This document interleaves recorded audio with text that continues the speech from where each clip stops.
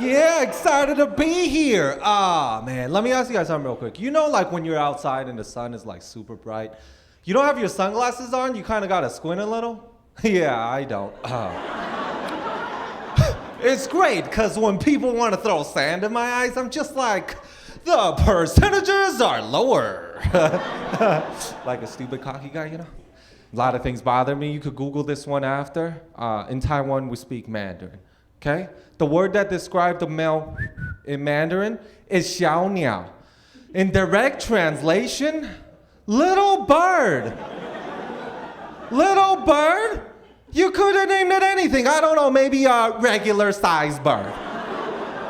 Or an ostrich.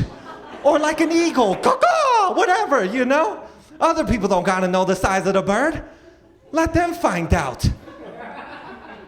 I just want to let you guys know I'm a regular sized bird. You guys are like, whatever, little bird. It's the worst. It's the worst. 5 1/4. No, but grew up in an Asian family, and they give you really good saving habits. Like, I've been trying to save money, but in really embarrassing ways. Like, when I go grocery shopping, I don't buy trash bags. I just try to double bag everything. Yes, miss, please double bag my bananas and separate them into individual bags, please. Sir, would you like your receipt in a bag? Yes, please, in a new bag, and double bag that too. I need all of it, seriously. I think I get it from my grandma. My grandma's so thrifty. She's so thrifty. Like, when I was a kid, we never have leftover food. Because she believes whatever she freezes in her industrial-sized freezer will never expire. I'm like, Grandma, this toast, it's expired. She's like, okay, I freeze it for later. We got toast from the 1940s. Her freezer is like a museum for old food. Except we eat the stuff in the museum. And it's delicious. She's a great cook. But this is how thrifty she was. This is a real thing. I was a kid, and I was eating noodles one time, and I found a cockroach on it. Ew, right? Yeah, that's another thing. She never admits there's roaches at her house, but she's got bug spray. And she sprays it like it's Febreze. Shh, it's okay now, Jason. No, it's not, Grandma. Everybody's gonna die in the house now, except the roaches. So I was eating noodles, and I was a kid, and I didn't want it anymore because it's got a roach on it. This is what she did. She walked over, looked at the bowl. This is what she did. Where? Where's the cockroach, Jason? I yell it for you. I was like, it's on Grandpa's face now. You not see it right there. Half dead, half alive. I'll just have that toast from the 1940s. Thank you. Okay, I'm freezing noodles for later. It's the worst. I got my ass beat a lot when I was a kid.